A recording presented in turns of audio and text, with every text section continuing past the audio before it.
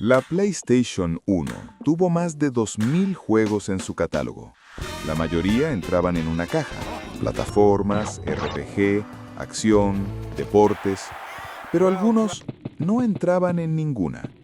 Eran experimentos, anomalías, juegos que los propios desarrolladores no sabían cómo clasificar. Hoy vamos a hablar de esos. Hoy abrimos la bóveda retro para explorar uno de los rincones más extraños del catálogo de PlayStation 1, los juegos que nadie sabía cómo describir. No son plataformas, no son RPG, no son simuladores ni shooters. Son algo completamente diferente. Y esa es exactamente la razón por la que casi nadie habla de ellos hoy.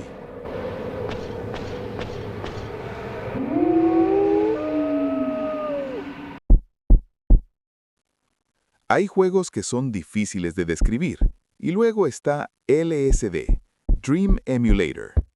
Desarrollado por Asmik Ace Entertainment y lanzado exclusivamente en Japón en 1998, este título nació de algo completamente inusual: el diario de sueños que una empleada de la compañía había llevado durante más de una década. Cada noche ella anotaba sus sueños, y alguien decidió convertirlos en un videojuego. El resultado es una experiencia en primera persona donde simplemente caminas. No hay enemigos que derrotar, no hay niveles que superar, no hay puntuación.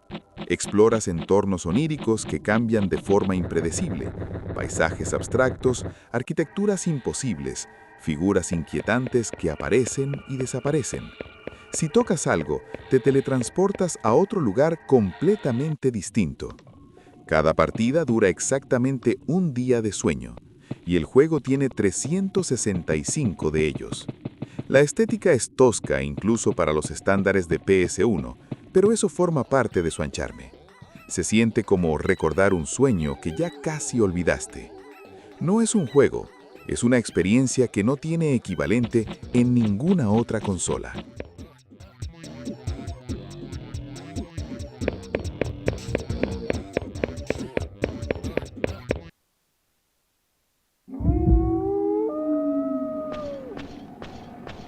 Lanzado en 1998 por Sting Entertainment, originalmente para Sega Saturn y luego porteado a PS1, Baroque es técnicamente un dungeon crawler en primera persona, pero llamarlo solo eso sería quedarse muy corto. El juego comienza en un mundo postapocalíptico, donde la realidad misma está corrompida. El protagonista desciende a una torre llena de criaturas deformes, sin saber bien qué es, qué busca, ni por qué el mundo terminó. No hay mapa, no hay tutorial, no hay explicaciones. Lo que hace único a Baroque es que morir no es un fracaso, es parte del diseño. Cada muerte revela un fragmento más de la historia, y el juego espera que mueras muchas veces antes de que empieces a entender algo.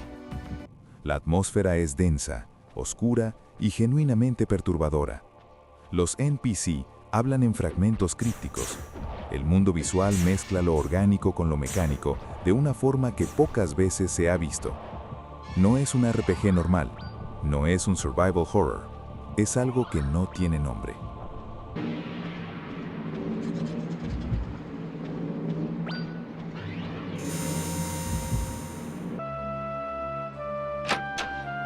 Si ese era extraño, el siguiente juega directamente con los límites entre el juego y la realidad. Antes de que los mundos abiertos con ciclos de día y noche fueran algo común, antes de que Shenmue existía Midsommar Falls. Desarrollado por Data East y lanzado únicamente en Japón en 1998, este juego coloca al jugador en un pequeño pueblo nevado de los Estados Unidos, donde ha desaparecido una chica. Tú eres Matthew Williams, un habitante del pueblo que decide investigar. Lo que hace a Midsommar Falls extraordinario es su sistema de tiempo real. Cada personaje del pueblo tiene una rutina propia que sigue independientemente de lo que hagas. Si llegas tarde a una conversación, ya no puedes tenerla. Si no estás en el lugar correcto en el momento correcto, pierdes información para siempre. El juego en tiempo real dura exactamente 7 días. Después, termina, hayas resuelto el misterio o no. La inspiración visual en Twin Peaks es obvia y deliberada, pero la mecánica de pueblo vivo con tiempo real era algo que la industria no volvería a explorar de forma parecida hasta años después. Un juego de misterio, exploración y observación que no se parece a ninguno otro de su época.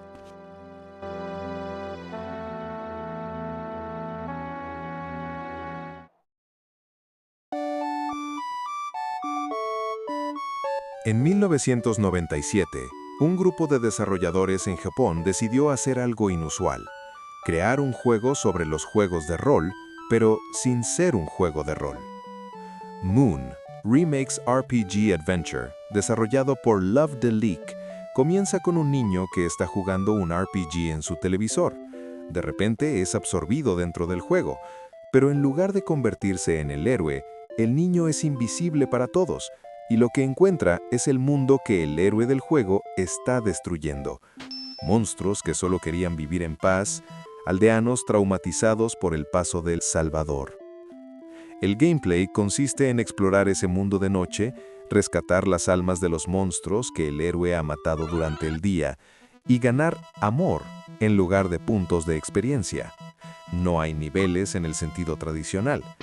Es una aventura de exploración y observación que usa los códigos del RPG para deconstruirlos completamente.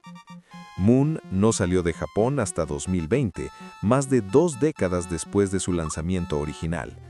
Por mucho tiempo fue una joya casi mítica, conocida solo por los que podían leerlo en japonés.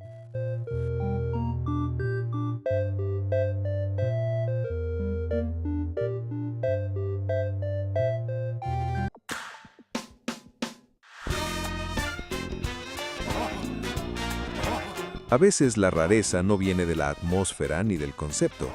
A veces viene de la pura energía caótica de un juego que no puede quedarse quieto.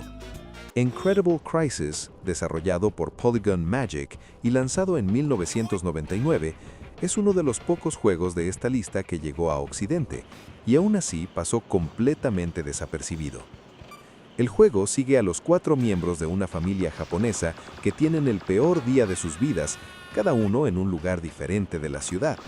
Lo que lo hace inclasificable es que cada secuencia del juego es un minijuego completamente distinto, con mecánicas, estilos visuales y géneros diferentes. Uno es un shooter de baile, otro es un juego de equilibrio, otro es casi un shoot 'em up, otro usa el mando como instrumento musical. No hay un género central. La experiencia completa es una sucesión de ideas que no tienen nada que ver entre sí, unidas solo por la familia y por una banda sonora de jazz y big band absolutamente espectacular. Es absurdo, frenético y completamente delirante, y funciona.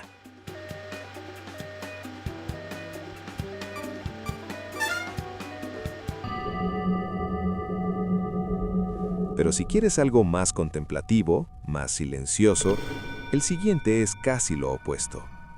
En 1995, cuando todo el mundo estaba disparando, saltando y luchando en sus nuevas consolas de 32 bits, ArtThink lanzó un juego donde simplemente buceas. Aquanauts Holiday no tiene combate, no tiene objetivos obligatorios, no tiene historia en el sentido convencional.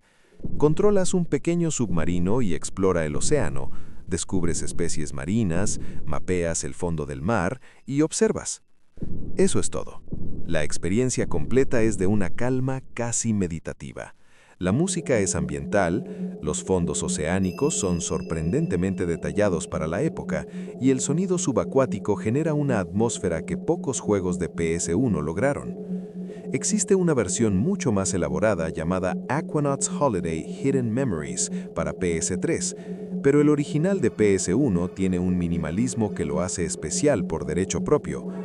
En una época donde todos intentaban demostrar lo que los gráficos 3D podían hacer en acción, ArtThink usó esa tecnología para crear quietud.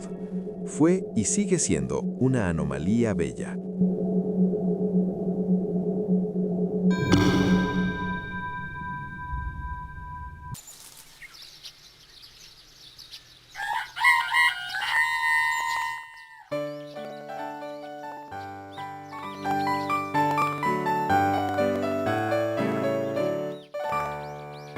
Pocos juegos capturan algo tan específico y tan universal al mismo tiempo. Boku no Natsuyasumi, desarrollado por Millennium Kitchen y lanzado en 2000, es la historia de un niño de 8 años que pasa el mes de agosto en casa de sus parientes en el campo, mientras sus padres esperan el nacimiento de su hermano. No hay misión, no hay villano, no hay misterio que resolver. Exploras el campo, cazas insectos, pescas, juegas con los primos, ves las estrellas, escuchas conversaciones de adultos que no entiendes del todo. Cada día de agosto transcurre en tiempo real y termina con el niño escribiendo en su diario. Es una simulación de nostalgia, una reconstrucción de la infancia veraniega japonesa de los años 70, presentada con una ternura y un detalle que dejan sin palabras. No es un juego de aventura, no es un simulador en el sentido técnico, no es un RPG. Es quizás la experiencia más cercana a un recuerdo interactivo que la PS1 produjo. Nunca salió de Japón y es uno de los títulos más queridos por quienes lo conocen.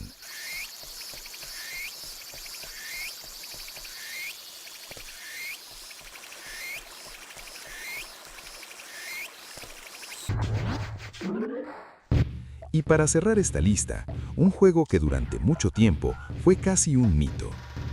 A veces un juego es raro no porque sea vanguardista, sino porque falla de formas completamente inesperadas y aún así resulta fascinante. Tale of the Sun, desarrollado por Sega y lanzado en 1996, es un juego de supervivencia prehistórica en mundo abierto, donde controlas a un hombre de cavernas que debe cazar, recolectar, explorar y sobrevivir en un enorme mapa lleno de mamuts, dinosaurios y tribus rivales. La idea era ambiciosa para su época, un open world de supervivencia en 1996 antes de que ese género tuviera nombre. Y la escala del mapa era genuinamente enorme para los estándares de la época.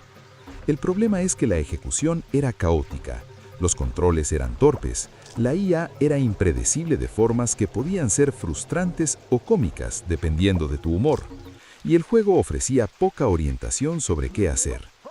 Y aún así, hay algo hipnótico en esa libertad primitiva, en un mundo donde nadie te dice a dónde ir ni qué hacer, en una época donde eso era rarísimo. Tale of the Sun no es un buen juego en el sentido convencional, pero es un experimento interesante que llegó demasiado pronto, con demasiadas ideas y demasiado poco tiempo para pulirlas.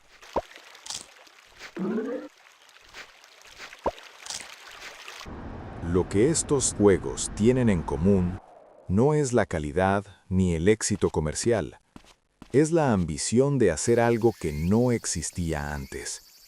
Algunos eran sueños convertidos en píxeles, otros eran críticas al propio medio, otros simplemente querían capturar una emoción que ningún género había intentado guardar.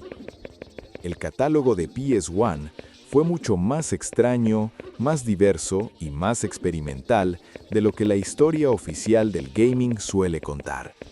Y quién sabe cuántos otros títulos siguen esperando, enterrados en colecciones polvorientas o en servidores olvidados, sin que casi nadie los haya jugado. Si conoces algún juego de PS1 que no entra en ningún género y crees que merece estar en la bóveda retro, déjalo en los comentarios. Me interesa mucho saber qué has encontrado. Y si este video te pareció interesante, la suscripción ayuda a que sigamos abriendo la bóveda. Hasta la próxima.